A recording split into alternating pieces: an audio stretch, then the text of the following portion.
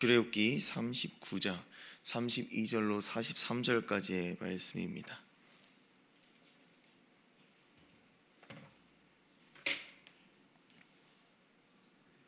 약간 긴 말씀입니다. 함께 합독하도록 하겠습니다. 시작.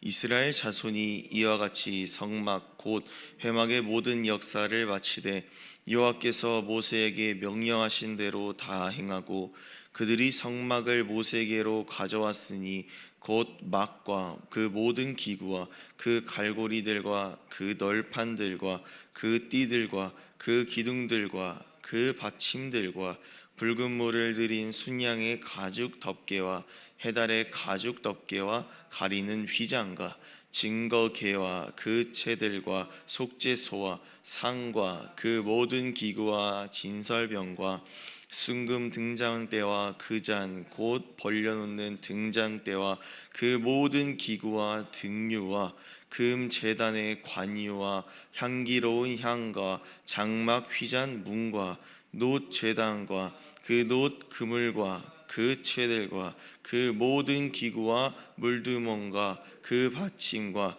뜰의 포장들과 그 기둥들과 그 받침들과 뜰 문의 휘장과 그 줄들과 그 말뚝물들과 성막 곧 회막에서 사용할 모든 기구와 성소에서 섬기기 위한 정교한 옷 곧 제사 직분을 행할 때에 입는 제사장 아론의 거룩한 옷과 그의 아들들의 옷이라. 여호와께서 모세에게 명령하신 대로 이스라엘 자손이 모든 역사를 마침에 모세가 그 마침 모든 것을 본즉 여호와께서 명령하신 대로 되었으므로 모세가 그들에게 축복하였더라. 아멘. 할렐루야. 오늘 저는 은혜를 기억하는 자에게 나타나는 생명의 선순환이라는 제목으로 은혜를 나누겠습니다. 출애굽기가 어느덧 마지막을 향해 달려가고 있습니다. 오늘 본문에 이르러서야 성막을 짓는 데 마치게 되었습니다. 출애굽기 후반부에는 마치 레위기를 읽는 듯한 느낌이 들 정도로 성막과 제사에 대한 내용이 주를 이루었습니다. 웬만하면 본문을 짧게 읽으려고 하지만 오늘 말씀의 맥락을 보기 위하여서 길게 말씀을 보았습니다. 오늘 본문을 묵상하면서 떠오른 말씀이 있다면 출애굽기 25장 초반부의 말씀입니다. 저는 오늘 39장과 출애굽기 25장을 비교하면서 우리가 어떠한 신앙을 가져야 하는지 한번 살펴보도록 하겠습니다. 제사에 필요한 성막과 물품 그리고 의복이 비로소 완성되었습니다. 그래서 보통 성경 통독을 진행할 때 이전에 진도에서 읽었던 기구들과 대한 설명과 또한 이름들이 반복적으로 등장하는 부분에서는 보통 빠르게 읽어나가는 모습이 자연스럽습니다. 오늘 말씀을 준비하면서 주님께서 이 부분을 반복하심으로 왜 강조하시는지 조금이나마 알게 되었는데, 이 하나님께서는 이스라엘 백성들과 만나고 싶어 하시는 마음이 반복적인 표현으로 등장했다는 것입니다. 주님께서는 사실 금으로 제작된 기구들이 전혀 필요하지 않으신 분이십니다. 홀로 완전하시고 홀로 거룩하신 하나님이십니다. 그런 하나님께서 손수 빚으신 이 피조물들을 책임지기 위하여서 예배가 무엇인지 하나하나 알려주신 것이지요. 그렇기에 이스라엘 백성이 하나님의 마음과 또한 하나님의 목적을 이해하고 순종할 수 있도록 반복적으로 또한 친절하게 하나하나 알려주신 것입니다. 주님께서 세밀하게 이스라엘 백성들에게 요구하십니다. 다양한 재료로 제작되어지고 완벽을 추구하는 하나님의 의도는 무엇일까요? 하나님께서 이스라엘 백성에게 세밀하게 요구하시는 만큼 주님께서는 그들의 간구와 그들의 기도에 세밀하고 완벽하게 응답해 주시겠다는 약속의 명령입니다. 우리는 이러한 주님의 은혜를 잊고 살 때가 너무나도 많습니다.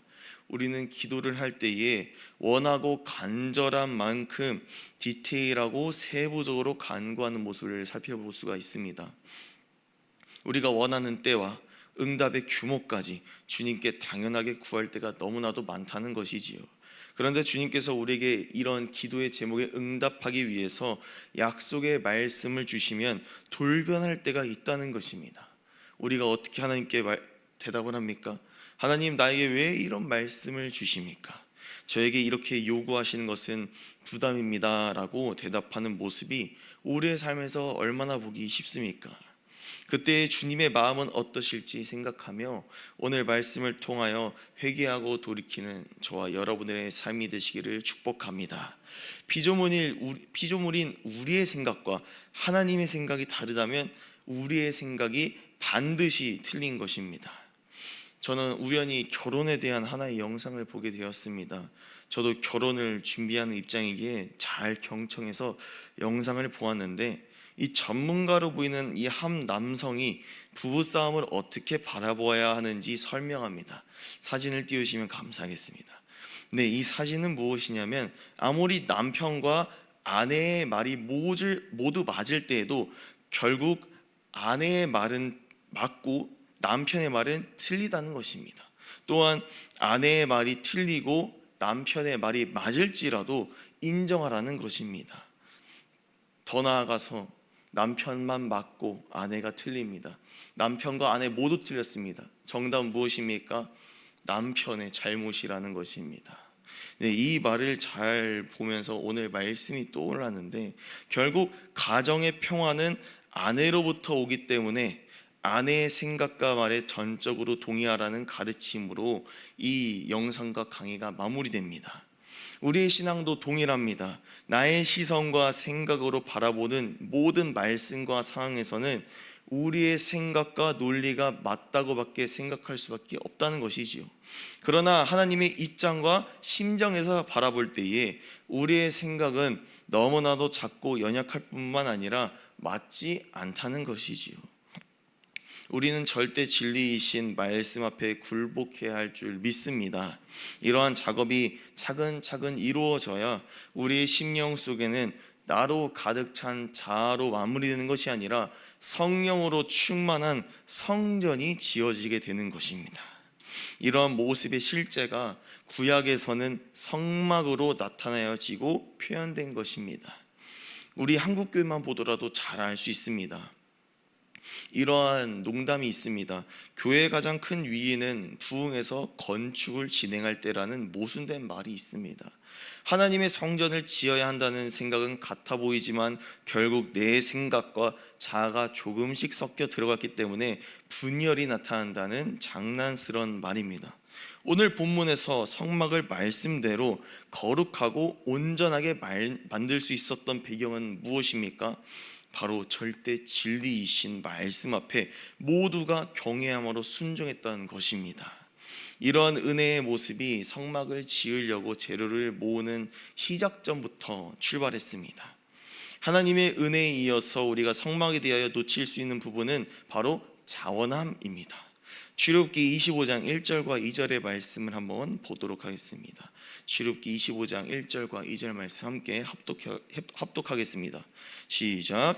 여호와께서 모세에게 말씀하여 이르시되 이스라엘 자손에게 명령하여 내게 예물을 가져오라 하고 기쁜 마음으로 내는 자가 내게 바치는 모든 것을 너희는 받을지니라. 아멘.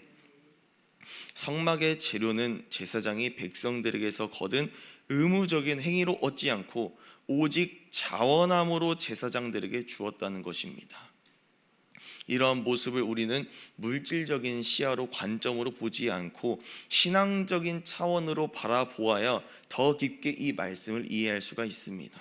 성막을 위해 그들이 자원하는 심정으로 냈던 이 재료들은 가죽뿐만 아니라 다양한 금은 보석이 있었습니다. 단지 값비싼 재료여서 그들이 대단했다는 것이 아니라 그저 하나님께서 자원하는 마음으로 가져오라고 하시니 백성들이 말씀으로 순종했다는 부분에 초점을 두어야 합니다. 비록 그들이 아끼고 소중하게 생각했던 금은 보석이라고 할지라도 예배를 위하여서 아낌없이 주의 일에 순종하고 헌신하는 모습을 기억해야 합니다. 하나님께서 백성을 위하여 출애굽을 이루신 은혜를 간직하고 기억했기 때문에 가능한 모습이지요. 주를 위해 무엇으로 헌신할지 고민하고 생각했던 이 이스라엘 백성에게는 헌신과 드림이 당연하게 받아들여졌다는 것입니다. 그 결과는 출애굽기 36장에서 절정을 이루게 되는데, 말씀을 한번 보도록 하겠습니다. 출애굽기 36장 5절로 7절까지의 말씀을 한번 보도록 하겠습니다. 함께 선포합니다. 시작. 모세에게 말하여 이르되 백성이 너무 많이 가져오므로 여호와께서 명령하신 일에 쓰기에 남음이 있나이다. 모세가 명령을 내리매 그들이 진중에 공포하여 이르되 남녀를 막론하고 성소에 드릴 예물을 다시 만들지 말라 하매 백성이 가져오기를 그치니 있는 재료가 모든 일을 하기에 넉넉하여 남음이 있었더라. 아멘. 하나님께서 독생자 예수를 보내셔서 죄와 사망의 권세에서 건져 주셨음에도 불구하고 하나님 나라와 교회를 위해 헌신하고 충성하는 것에 거리낌이 있는지 오늘 말씀을 통해 점검해야 될 줄로 믿습니다. 나에게 구원의 감격과 기쁨이 있는가? 자원함으로 드리라는 하나님의 그 말씀 앞에 온전한 자원의 감사가 넘치는가 점검하시는 저와 여러분들이 되시길 축복합니다. 이러한 은혜의 선순환 구조는 구약에서만 등장하지 않고 이 초대교회 성도들에게 동일하게 나타났음을 볼 수가 있습니다. 사도행전 2장 말씀을 한번 보도록 하겠습니다. 사도행전 2장 44절에서 45절까지의 말씀 제가 읽어드리겠습니다. 믿는 사람이 다 함께 있어 모든 물건을 서로 통용하고 또 재산과 소유를 팔아 각 사람의 필요를 따라 나눠주며. 아멘. 사도행전 2장의 문맥을 보더라도 오늘 본문과 같은 구조를 가진 것을 볼 수가 있습니다. 구약의 이스라엘 백성들이 출애굽을 하게 하신 하나님의 은혜를 기억했기에 선막을 위해 넘치도록 헌신했습니다. 사도행전 2장에도 동일하게 이 등장하는 이 초대교회 성도들의 삶도 성령님이 임하시니 십자가 구원의 감격과 확신이 넘쳐났기 때문에 나의 재산을 하나님의 것으로 인정할 수 있었다는 것입니다. 즉 사도행전 2장에 등장하는 이러한 초대교회의 모습은 공산주의에서 말하는 이 사유재산의 이런 공유가 아니라 하나님을 나의 것으로 은혜로 기억하는 이 모습이라는 것입니다. 나의 것을 하나님의 것으로, 하나님의 것을 하나님의 것으로 인정하는 그 믿음이 시작되었다는 것이지요. 즉 하나님의 은혜를 기억하는 자에게 나타나는 이 영적인 선순환은 본인에게만 유익이 있는 것이 아니라 하나님 나라와 그 백성에게도 유익이 있습니다. 이러한 영적인 선순환을 이루기 위하여서 하나님께서 우리에게 맡기시고 허락하신 것이 무엇이 있는지 고민해야 합니다. 또한 그것을 하나님 나라와 주의 몸된 교회를 위하여 드릴 수 있는 그런 마음이 있는지도 점검해야 합니다. 이러한 영적 점검의 핵심에는 구원의 은혜에 감사하는지가 포인트입니다. 하나님께서 먼저 우리에게 은혜를 베푸시고 우리는 그 은혜에 감사함으로 헌신합니다. 그 헌신은 하나님의 뜻과 의도에 따라서 영혼 구원이라는 열매를 맺게 하십니다. 그렇게 영혼 구원을 받은 성도들도 동일하게 나의 성공과 부를 위해서 사는 것이 아니라 하나님 나라의 확장과 영혼 구원을 위해 동일하게 쓰임받는다는 것이지요. 이것이 우리 교회에 나타나야 할 영적 성순환의 구조입니다.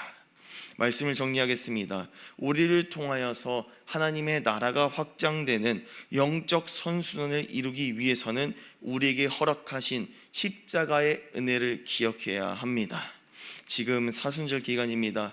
예수 십자가의 보혈의 무게를 묵상하면서 하나님 앞에서 우리는 어떻게 살아가야 하는지 오늘 말씀을 통해 나눴습니다. 우리가 예수의 피를 수혈받았다면 우리는 영적으로 산 자요 거듭난 자입니다. 그것으로 그치지 아니하고 이 영적인 선순환의 열매를 맺음으로 말미암아 하나님의 나라를 확장하고 이 하나님의 나라를 확장하는 데 쓰임받는데 우리 쓰임받는 저와 여러분들의 삶이 되시기를 축복합니다. 이러한 삶을 네 글자로 저는 영혼 구원이라고 표현하고 싶습니다. 오늘 말씀을 기억하시고 성령으로 십자가의 은혜를 회복하시기를 축복합니다. 또한 영적인 선순환의 주인공이 되어서 하나님의 나라를 확장하며 주님께 무엇을 드릴지 자원하는 감사의 마음이 넘쳐나는 저와 여러분들의 삶이 되시기를 축복합니다. 이 시간 함께 공동기도문 선포하고 기도의 자리로 나아가도록 하겠습니다. 함께 선포하겠습니다. 시작. 하나님 아버지, 예수 십자가의 보혈로 죄에서 구원하여 주신 은혜에 감사합니다. 성령으로 죽어가는 영혼을 살려내는 생명의 통로로 쓰임 받기를 원합니다. 구원의 은혜에 감사하는 자가 되게 하시고 은혜 앞에 인색한 자로 살아가지 않도록 성령께서 날마다 보혈의 능력과 감사를 공급하여 주시옵소서. 구원받은 자로서 주의 몸된 교회를 섬기며 헌신을 요구하실 때에 기쁨과 감사로 드릴 수 있는 믿음을 허락하여 주시옵소서. 감사드리며 예수님의 이름으로 기도합니다. 아멘.